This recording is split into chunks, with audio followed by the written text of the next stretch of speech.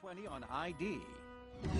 A family neighborhood and a second grader walking home from school disappears. The hunt continues for a little girl missing for almost 2 days. She is definitely endangered, and we do suspect foul play.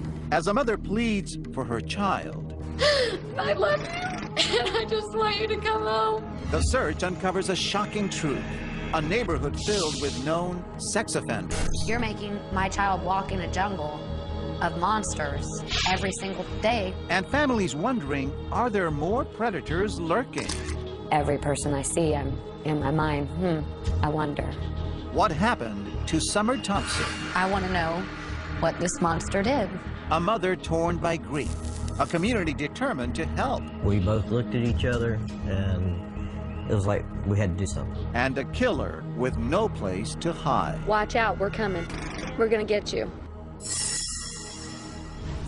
Welcome to 2020 on ID. I'm John Quinones. It is said that there's no greater bond than the one between a parent and a child. So when 7-year-old Summer Thompson didn't come home from school one day, her mother, Dina, began a desperate search. But as Chris Cuomo first reported in 2010, finding Summer would only be the beginning. Dina would soon learn that things in her tight-knit community were not as they seemed. It seemed like a page right out of the 1950s. Orange Park, Florida was a Norman Rockwell town where kids played on manicured lawns and lined up for the ice cream truck year-round, where neighbors chatted in each other's front yards and kept a watchful eye out for trouble. This was little 7-year-old Summer Thompson's playground.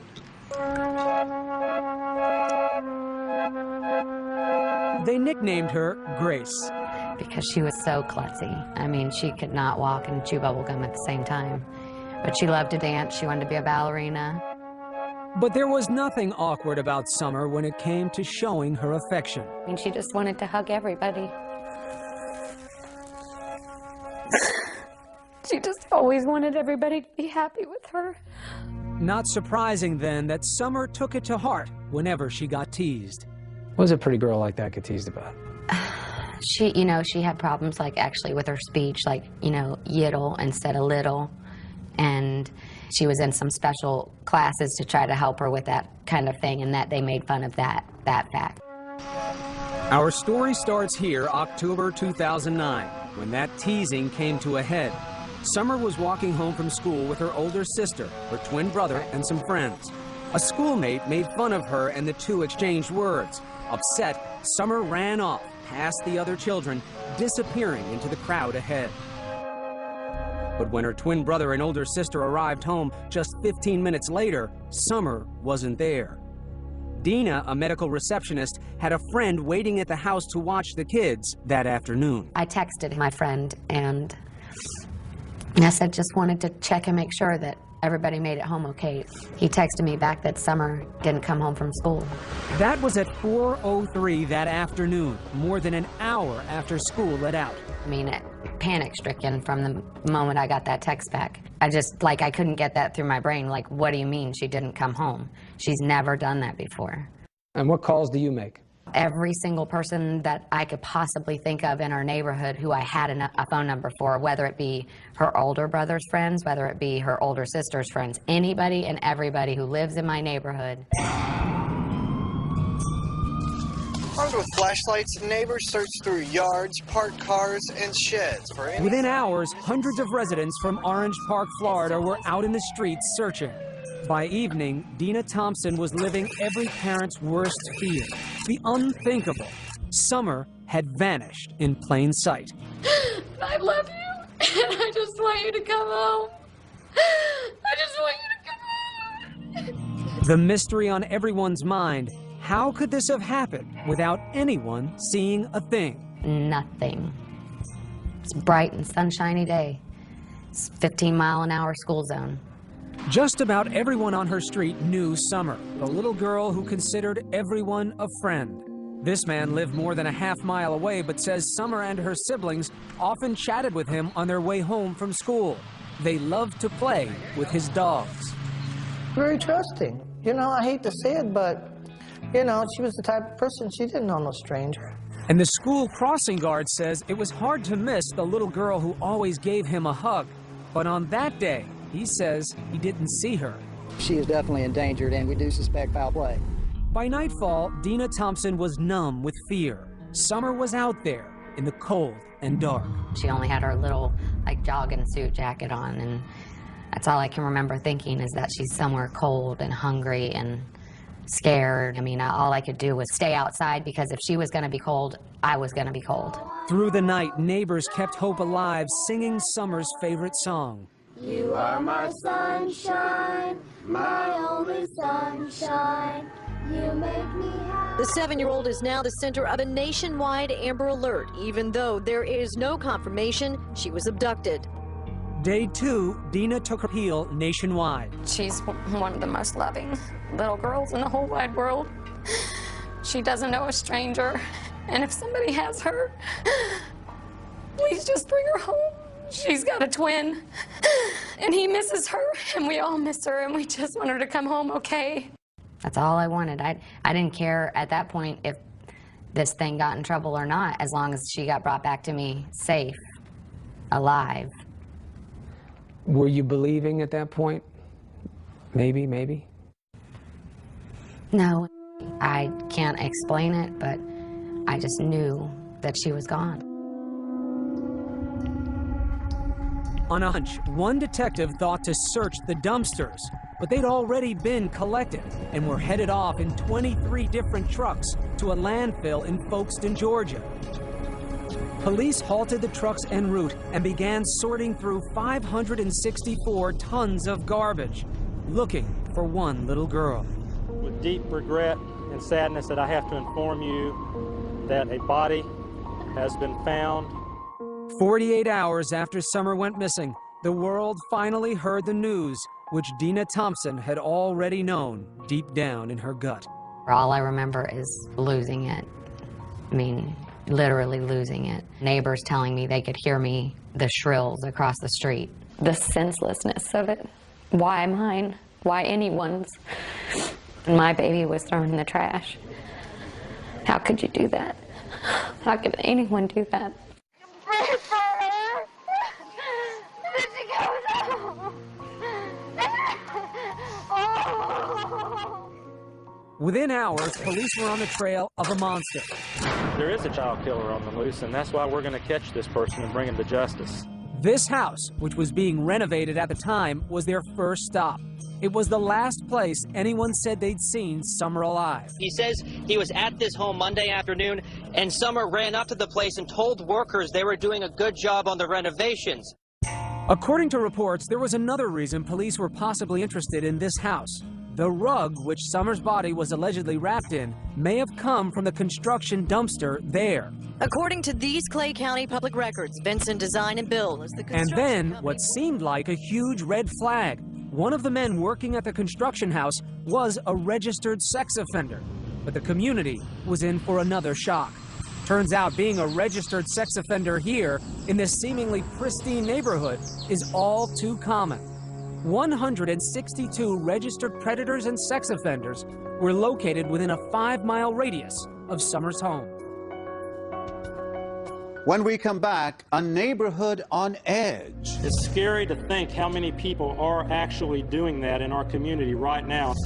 Every person I see, I'm in my mind, I wonder. And no one is above suspicion. People want to speculate and think bad things about me. When we return.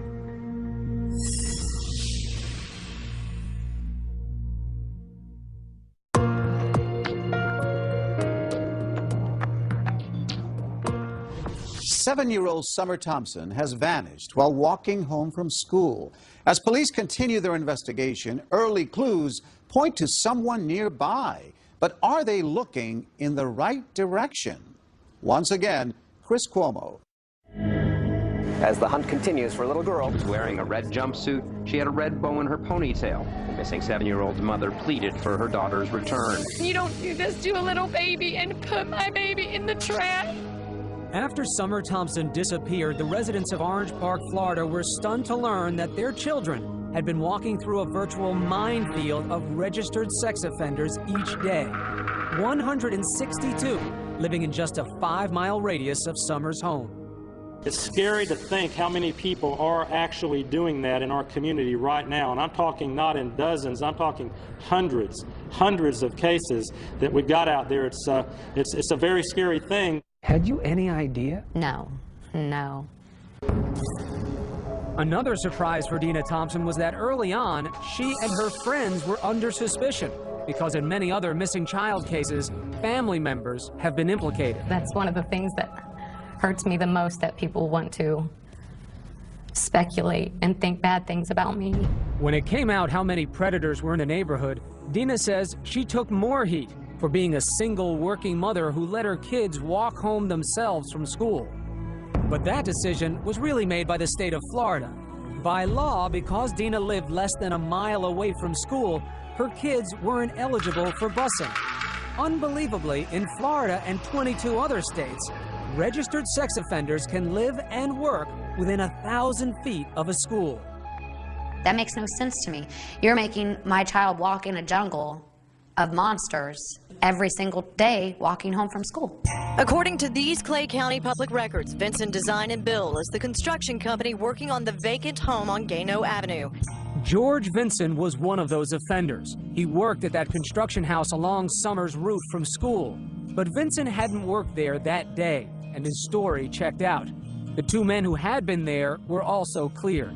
By all accounts, Summer had left this house alive. Within days, police had accounted for the whereabouts of all registered sex offenders in the area. But Dina Thompson couldn't shake the feeling that the killer was still nearby, watching. Every person I see, I'm in my mind, I wonder. Neighbors told us they too eyed each other with suspicion. Just it makes you just not feel comfortable and not feel safe in your own neighborhood. It's a shame. Several of them voiced concerns about an older man living just down the street, known as Grandpa Charlie, whom they said often took little girls for rides on his bicycle. But further investigation cleared Grandpa Charlie of any connection to Summer's murder. Police then turned their attention to another man. This one lived closer to Summer's school. There's only one house between the one where Summer was last seen and the corner where the crossing guard says he never saw Summer pass by. That home is owned by Richard Corpus. Come on, let's go. Corpus is a 55-year-old handyman who works out of his home and spends a lot of time talking to kids. I'm always outside. I mean, I see the kids in the morning, I'm loading up my equipment. I see them in the afternoon. I'm, coming in from cutting grass. I got lots of kids that pass by. We first met Corpus a few weeks after Summer was killed. We found him standing at the corner near his house, greeting children on their way to school. Here he is pulling out his new puppy from inside his vest. He says kids love dogs. I still will go out and greet kids and let them pet my little dog, because I think it brings happiness to the kids in the neighborhood. Corpus says he used to find Summer with her face pressed up against his chain-link fence. Just so the dog will go and lick her face. Because she always ran out to pet every animal. Dina knew her daughter was drawn to dogs, and it had always worried her. It would drive me crazy. I'd be like, Summer, I know you love animals, but you don't know these people, and there's bad in this world, and it would hurt Mommy so bad if you never came back. And my worst nightmare is here. Over the next month, police honed in on Corpus. He says they seized his computers and monitored his calls. I'm not a predator, but I can tell you this, every time the police walk in my house, I start shaking. I know they're following me. I know that they're into my computer, looking, analyzing, and I'm not trying to get emotional, but I'm telling you quite honestly, there are 30 kids right now that are waiting for a Santa Claus. That's because Corpus usually plays Santa at the local Filipino club each year, but not anymore. Because I'm afraid one of these parents will turn around and try to make me out something that I'm not, but just a good, kind man. Corpus says the neighbors had it all wrong. He says he wants to protect the children.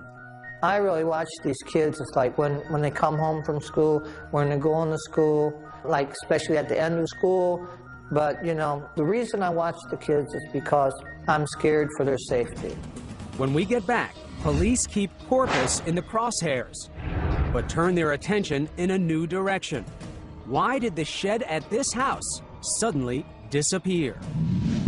He would run from the shed back there and just run back and forth, back and forth. He'd be out there sometimes 5:30 in the morning just running. New suspect comes into focus. Stay with us.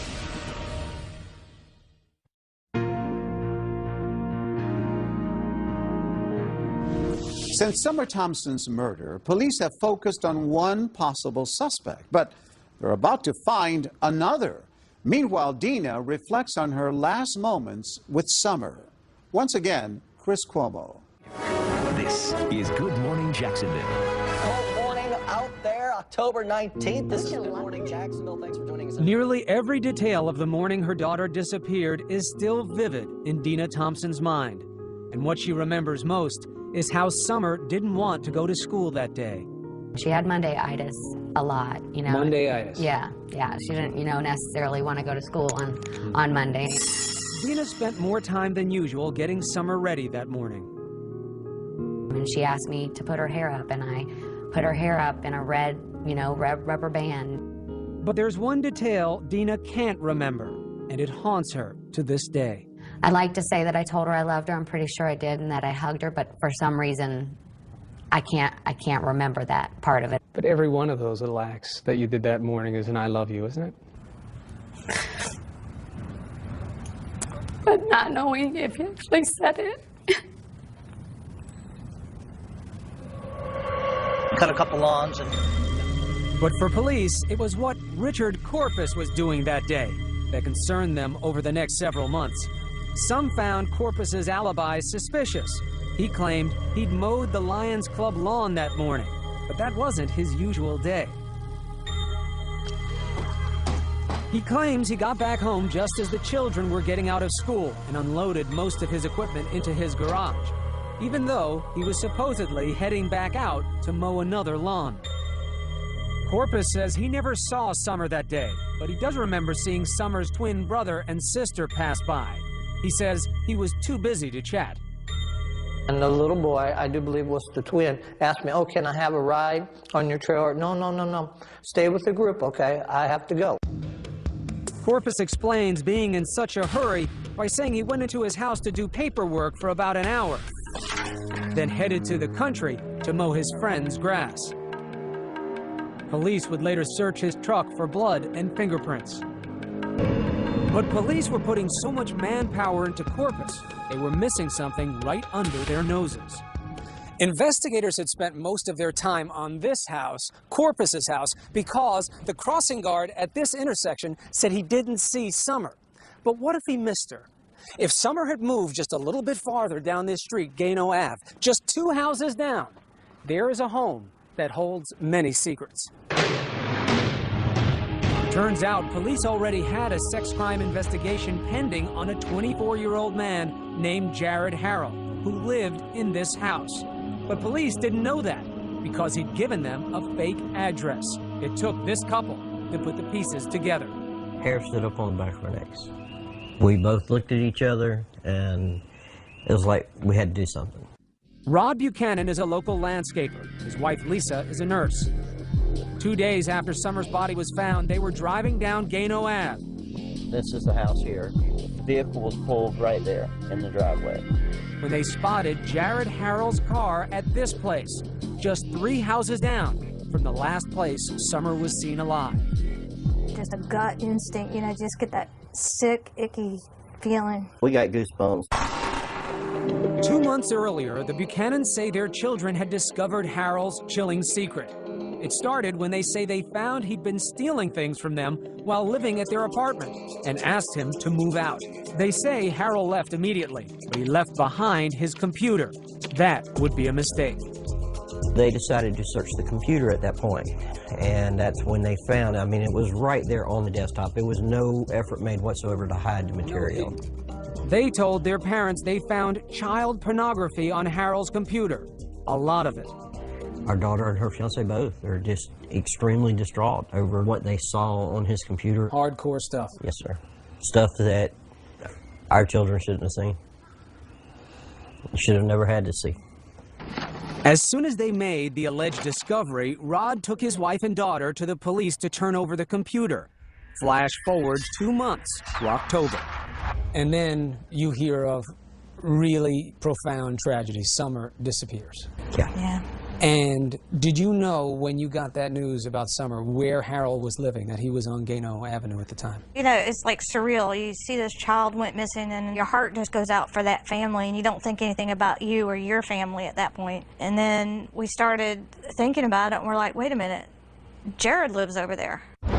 Rod and Lisa say they drive by Harold's mother's house on Gano Avenue and discover his car parked outside. We both looked at each other and just go, oh, wow. At the time, police were still combing the area for clues to Summer's killer. Rod and Lisa say they drove to the command center and spoke to the lead detective. We informed him that our children had turned in a computer that contained a lot of child pornography and that Mr. Harold was being investigated by the sex crimes unit. So was the detective able to tell you whether or not they had put this together before you gave him information? No, they had not. He was being investigated on child porn only. And not only did the police not know what you knew, but they had been misled by Harold. Correct. And couldn't place him in the vicinity of Summer even if they'd wanted to. Correct. Correct. Public records show Harold's family had moved out weeks earlier, but neighbors say Harold was still coming and going from the house on Gano Ave even after the family moved. Still, could police put Harold in the house the day Summer disappeared? The holidays arrived and Dina Thompson still had no face to put on the monster who killed her little girl and threw her in the trash. What is the hardest part in all of this emotionally for you to deal with? Just knowing that I'm never gonna get to see, you know, her look up at me and smile. I feel like I'm stagnant water. I'm in neutral. I can't move forward until I have some of these answers answered for me. I have to know for my own peace of mind what happened to her. You don't think knowing some things like that could destroy you? No, I think that what I have built up in my mind can't be any worse than what they're going to tell me. Just a few blocks away, detectives were still keeping surveillance on Richard Corpus and waiting for his DNA results from the lab. But in early January, police got some news. Richard Corpus's DNA was not a match. That moved Jared Harold to the top of the list, and investigators set out to get his DNA for testing. But in many ways, Harold seemed an unlikely suspect. It appeared he came from a civic-minded family, well-regarded in the community. His stepfather, General Daly, had been highlighted on a local station for his volunteer work during emergencies. General Daly is part of the Duval County Amateur Radio Emergency Services. And Harold's mother, Annis Daly, was a marketing manager for a local chamber of commerce. Her business profile boasts a loving family. But nobody knew the unimaginable truth about Harold's family life and why 21 years ago, a Mississippi judge had ruled his mother unfit and her children had been taken away. The incident made national tabloid headlines in 1989 because Harold's mother, then known as Annis Mizell, had fallen in love with her boss, Joe Newman, a self-styled inventor who claimed God had told him to marry Annis's 8-year-old daughter. He said, "You will accept the love of this young child, or I'll take your son to be with me." Newman talks about this in a 4-hour video he's produced about his life, a video that features his son and his wife of 15 years, whom he was still married to when he performed his own marriages to Harold's 8-year-old sister and Harold's mother, Annis, as well. I'm one hell of a man, and that's what girls have told me who've been with me. Newman claimed God would tell him when to consummate his marriage with Harold's sister. Jared was only 3 years old. A judge put Harold and his sister in the hands of social service workers. 6 years later, Annis would get them back, but relatives say things were never stable very long. Records show Annis had at least 56 different addresses in almost as many cities while Harold was growing up. She'd been married 4 times, filed for bankruptcy 3 times, was evicted from at least 1 home, and was found guilty of grand theft after allegedly stealing thousands of dollars from her employer. Well, we didn't discuss what was going on with him and his mom and dad. All this came as a shock to Lisa and Rod Buchanan, who had known Harold's current stepfather from their church for several years and never guessed Jared was so troubled. You would look at this guy and you'd say, big, gentle giant. Wouldn't hurt a flea. So how would this gentle giant, who was unknown to Summer Thompson's family, lure her into this house? Well, it turns out there was someone living here that Summer liked a lot. It wasn't Jared Harrell. It was a dog. This dog, which according to a classmate, Summer sometimes stopped to play with on their walk home from school. Shortly after Summer's death, people noticed the dog was gone, and so was this shed, which neighbors say had been in the side yard of the house on Gano Ave the day Summer disappeared. And Harold had moved out too, shortly after Summer was murdered. He went to live with his mother some 30 miles away, and the shed went with him. According to his new neighbors, Harold was acting strangely from the start. He would run from the shed back there and just run back and forth, back and forth. He'd be out there sometimes 5:30 in the morning just running. They say he'd run for hours as if trying to shake off something that was tormenting him. Just like crazy running, like a kid would run when they're mad. And around January, they also started noticing something else. Suddenly, police were staking out their neighborhood. They would sit like at the end of the road in other people's driveways. Then suddenly, Harold vanished. He fled to Meridian, Mississippi, not far from where he was born. He'd gone to stay with his aunt, who, according to her postings on the internet, is a self-proclaimed artist of the macabre, exhibiting a fascination for death, tortured bodies, and mutilation. Police track Harold down, and in February they arrest him on 29 counts of child pornography based on computer evidence brought to them by the Buchanans months earlier. Harold pleads not guilty. They also name him as a person of interest in the Summer Thompson case. Mr. Harold, you are charged with 29 counts of possession of photographs of sexual performance by a child. Police then searched Harold's mother's house and the one on Gano Avenue in hopes of finding evidence to link him to Summer's murder. When we get back, the questions begin to mount. Why hadn't police gotten Harold off the street before that fateful day when Summer passed by? And Harold's mother makes a surprising jailhouse call. And the thing is that I'm your alibi, so I have to be real careful. Stay with us.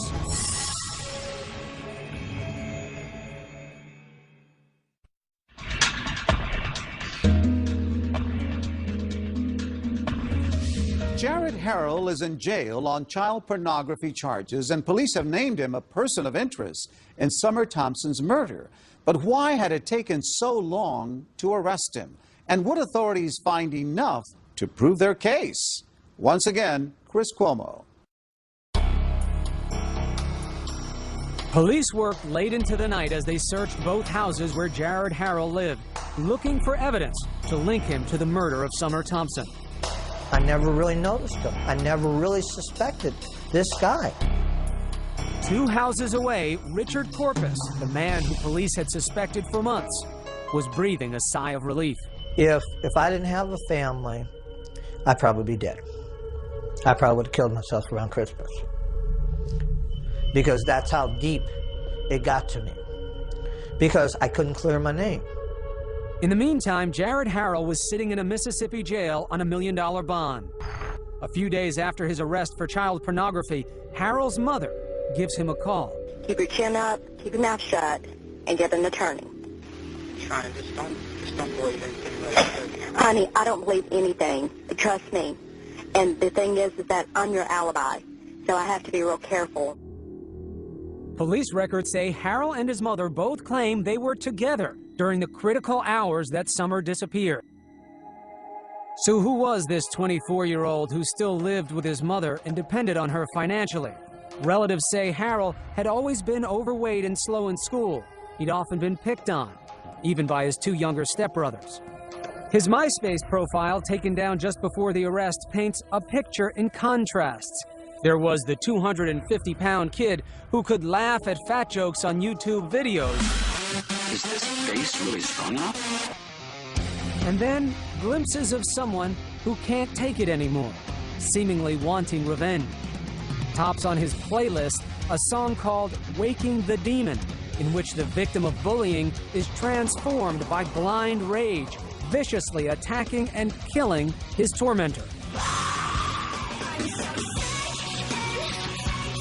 A peek into the mind of someone who's about to snap, or nothing more than just teenage angst. We were lucky that when they threw him out that he didn't go off the deep end and kill him. To be honest with you, that's what I thought. Rod Buchanan's daughter, Katie, was Harold's former roommate. He says when Katie turned in Harold's computer 2 months before Summer went missing, she told police she feared Harold might have done more than just look at those pictures. He might have known some of the children. After all, Harold had plenty of access to kids. He babysat the children of family members, and they lived in a neighborhood filled with young children. But it would take 6 weeks before police would get a search warrant to look at Harold's computer, and several more months would pass before they searched Harold's home, even though they'd been tipped off by the Buchanans that Harold lived nearby. Turned out Katie's fears were real. Right, remain silent. Anything you say can will be used against you. Police say they found Harold's camera containing a video with horrifying images of Harold molesting a 3-year-old child. The victim was a relative. Harold was charged with 26 more counts, including molestation. Again, he pleaded not guilty. The mother of the child he'd molested recognized where the alleged crime took place, in Harold's bedroom on Gano Ave. And the question on everybody's mind was, what took police so long to get Harold off the street? What if they had acted sooner, when the computer had first been brought to their attention back in August? Would Summer still be alive? Of course he could have been off the streets. He could have been. Tammy Lears is a computer forensics expert who's worked on several high-profile cases involving child porn. She says the concern that Harold might have known at least one of his victims should have been an immediate red flag. That is probable cause in all of the cases I've seen. That was enough to look. That was enough to go in and get a search warrant so that they could do a forensic preview. Lears says what makes this case different is that police had a tip that Harold might have been molesting someone he knew. They should have acted immediately to see whether there was a child in danger. Because as it turns out, that was true. 2020 repeatedly asked the sheriff's office for an interview about their investigation. They declined. But police issued a statement saying they followed protocol. They say Harold claimed he was being set up. And after an ambiguous response on a polygraph from one of the roommates, police say they first had to rule out Katie and her fiancé as suspects. Our children were basically treated as primary suspects, and their internet records were searched, their financial records were searched. They actually had to go through lie detector tests. Our baby cried because they searched her underwear drawer. For 2 months, they investigated them. You don't wonder, under the category of what if, that time had been spent looking at Harold instead of your daughter and her fiancé? I think they were looking at him at the same time. He just wasn't cooperating. But the Buchanans actually defend police. Who's to say that even if they went out and arrested him when we turned it in, with being his first offense, that he would have been out the next day or two anyways. And you know, there's a lot of what ifs. What if our kids had not looked at that computer? What if our kids had turned the other way when they found what they found on that computer? A lot of questions wound up coming up about the investigation and why it took so long. What's your take on that? I would say to all the people that have questioned that, to look at it from just a very simple point of view. If I came up to your house or your office, picked up your computer and walked it into a police department and told them that it contained something illegal and that it belonged to you, would you expect the authorities to rush out and arrest you and ruin your name, your life, your reputation, all on my say-so? So you're forgiving of the timeline. You say these things take time. Yes, absolutely. Buchanan says it wasn't what police did that bothered him. It's how the public reacted, harassing his family after news broke, even making death threats. I really expected the public to be behind them 100%. I expected the public to be out there saying, wow, way to go, guys. They've been accused of turning on a family friend for a reward. Ironically, they can't even get the reward because they turned Harold in to police instead of to the Crime Stoppers hotline. Buchanan says they could have used that money to pay for his children's therapy because of all of this. She still has nightmares. And the stuff that she saw was so horrific that she can't get it out of her head? It's just burning images. Even the detective told us it's stuff that no one should ever have to see in their lifetime. When we get back, police finally say how Summer was killed, and the family is overcome. Stay with us.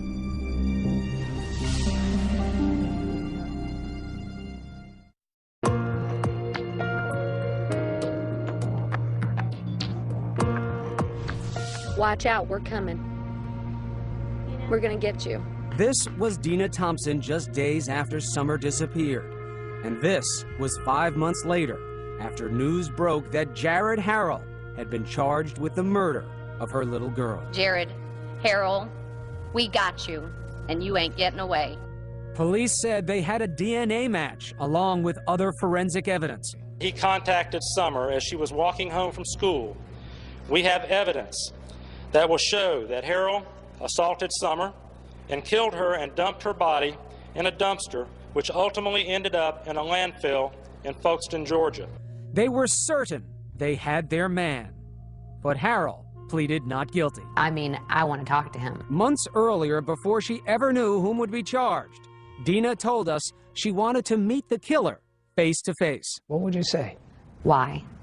Give me your best excuse, your best reason as to why you had to do this. I just want to hear how pathetic he is. Did somebody tick you off that day? Did, you couldn't get a woman your age? But after the arrest, we wondered whether the passage of time or learning about Harold had changed her perspective. Does it help you understand where he got it from, how he got to this point? No, I don't feel sorry for him.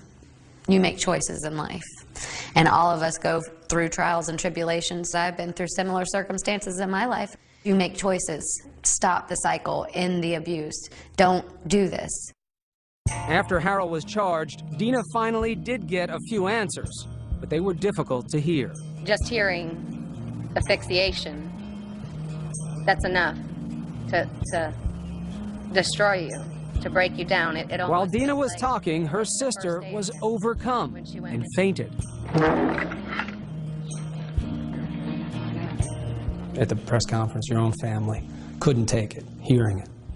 You still have a desire for detail with something like this? I have to know. And I feel like I deserve to know the intimate details of what happened to her. She was my baby, she was my responsibility, and I want to know what this monster did. I was there when she came in, and I want to know if she had to suffer when she went out. And after all the shocking information this manhunt has unearthed about her neighborhood, Dina told supporters, I'm glad he's behind there, but there's many more lurking in the depths, and that's what we've got to try to figure out, how to get to them. Nobody's safe. What hurts the most is that as a parent, I feel like I failed. Do you blame yourself? Absolutely. Why? Because I'm her mother and I was supposed to protect her. I was supposed to keep her safe. And I failed at that. You failed. You failed by sending her off that morning, doing her hair and telling her that you loved her, and sending her with her brother and sister like you did every other day? I know that it doesn't make sense. It doesn't have to make sense though, right? Not to a mom. But at some point you have to let that go, right? I guess eventually, but I don't know when that'll be. Dina says right now she wants Harold to get the death penalty, but she finds little comfort in seeing justice served. You set yourself up to think that it's going to make it all better. You're going to be normal again. And I won't ever be normal again. My normal. Dina says she has a new normal, advocating for children. Yes. She wants laws changed, allowing Amber Alerts to be issued sooner, getting predators away from schools, and allowing all children to ride the school bus. God's given me a big mouth, and I plan on using it. To start, Dina kicked off the newly formed Summer Thompson Foundation at a benefit concert. I am officially reclaiming our children's innocence and their safety. These animals will not get us, we'll get them. Justice for Summer means justice for children. She says it was a moment of healing for the whole family, especially hearing this from Summer's older sister, Abby. Just know that Summer's never going to be gone. She's always going to be in your heart. And it was a moment of triumph, too, when Abby and her brother sang their tribute to Summer. You'll never know, dear, how much I love you. Seeing your family be strong, seeing them be happy and having joy in life, that's the power. And for Summer's twin, a mother's special wisdom to help him carry on. He's asked me, do you think that she has her invisible eyes where she can see through the roof and see through the top bunk and see me? And I said, she's got her invisible eyes. And I tell him that he'll see her in his dreams, and that someday, none of us know when, we'll all be back together. And I said, it will be like you were never apart. You have a message for parents. What is it? What do you want to tell parents like me? Your child could be taken in the blink of an eye, and you'll never see them again. And that is the worst feeling I can even imagine. If they want to do something with you and you think they're going to make a bigger mess, so what? Play games with them, read stories to them, tell them you love them, tell them often. Love your kids. They're a gift from above, and you don't know how long you have with them. Love them with every ounce of your being. Please don't take my sunshine away.